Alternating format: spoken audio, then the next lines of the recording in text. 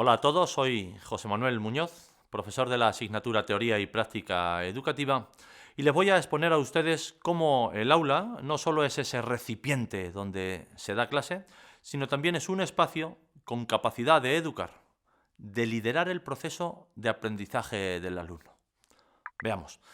La función docente, en un alto porcentaje de los casos, se lleva a cabo en un aula. Nos guste o no nos guste, dar clase se hace en clase, en el aula. Y esto no es un tema que pueda pasar desapercibido en una formación del profesorado.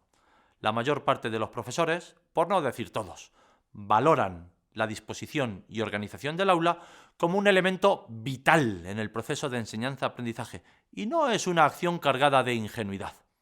El lugar de la acción, sea del tipo que sea la acción, no es indiferente. Y más aún si de lo que se trata es de enseñar y de aprender. Nunca será neutro. Y eso hay que saberlo, considerarlo y tenerlo muy en cuenta.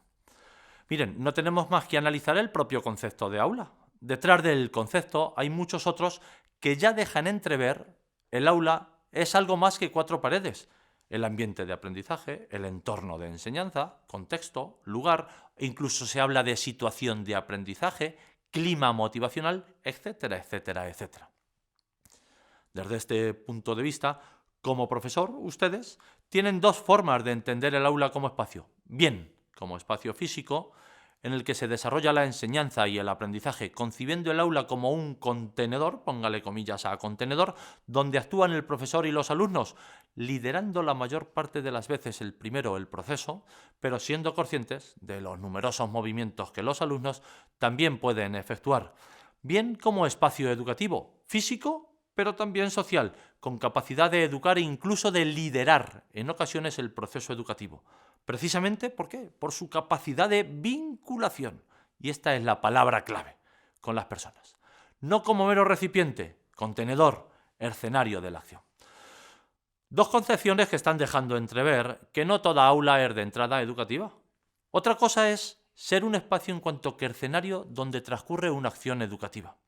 Si es educativo, puede actuar como agente educativo y, en consecuencia, liderar el proceso de enseñanza-aprendizaje. De lo contrario, es agente secundario y nunca podrá liderar el proceso, sino ser un agente externo, secundario, pasivo. Y es en esa tesitura en la que se encuentra el aula como espacio donde se desarrolla el liderazgo educativo. Miren, déjenme que les ponga un ejemplo real que pasó el otro día. El otro día en la puerta de un colegio había un abuelo que iba por primera vez a por la hija que le decía: «Qué bonito es tu colegio por fuera». Y la niña le respondió: «Por dentro es mucho más bonito, sobre todo mi aula». Miren, de sentirnos profesores y alumnos como en casa, dentro de un aula, tendremos mucho ganado, pues participaremos de los mecanismos necesarios para construir educación y para que el alumno esté en condiciones de aprender. Así las cosas, ¿qué podemos esperar del aula como espacio educativo?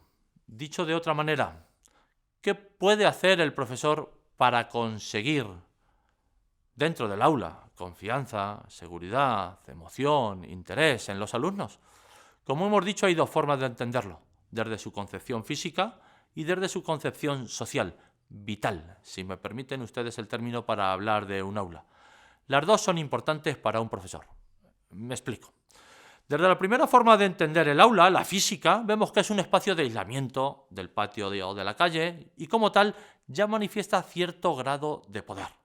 Un espacio acotado, con población cautiva, que solemos decir, lo que permite manejo de la situación.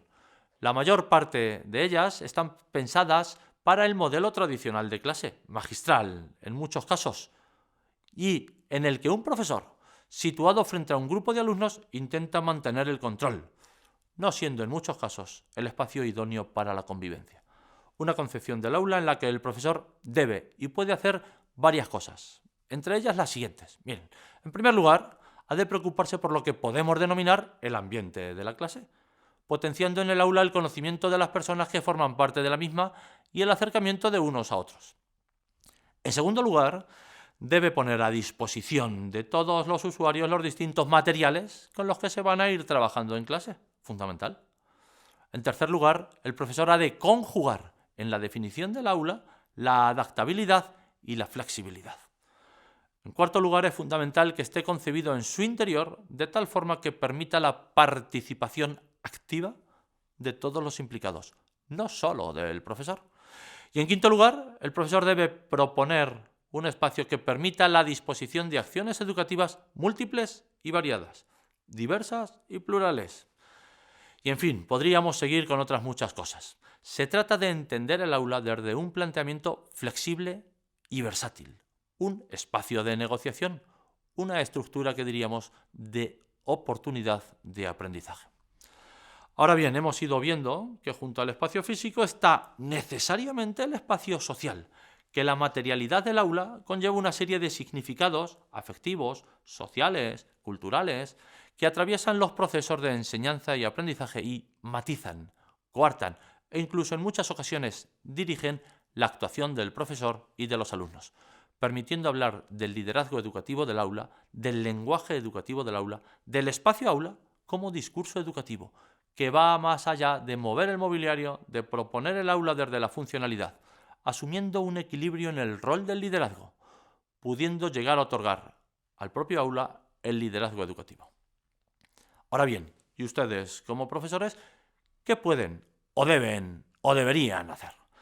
Miren, de manera resumida, y ya voy terminando, les diré que más allá de las pedagogías denominadas tóxicas, donde el profesor acepta el aula como le viene y aplica la enseñanza sin escuchar, reproduce, diríamos, hemos de pensar en las pedagogías dialécticas, donde el profesor crea, pues entiende que el aula no solo es un espacio físico, sino también es un espacio social, no solo espacio racional, sino también emocional, no solo es un espacio impersonal, sino también personal, no solo es un espacio objetivo, sino también un espacio subjetivo, aunque nos toque llevar a la pedagogía a eso que algunos denominan ámbitos impropios de la pedagogía, en base a lo que denominan pedagogías invisibles, entendiendo el aula desde la didáctica de la sospecha. Esta serie de juegos dialécticos a los que está expuesta el aula como espacio educativo nos muestra, por tanto, el lenguaje educativo que puede llegar a tener el aula y, por consiguiente, la posibilidad de ejercer el liderazgo educativo. Es entender el aula bien comunicación y no tanto como conflicto, bien como relación y no como aislamiento, bien como intercambio y no como marginación. De una concepción de liderazgo apoyado en la dominancia por parte del espacio por parte del profesor y dependencia por parte de los alumnos, hemos de pasar a una concepción del aula como espacio al que pertenecen los unos y los otros, y cuyo protagonismo debe ser equilibrado por los unos, por los otros y por lo otro, el aula. Eso es todo. Muchas gracias y un saludo.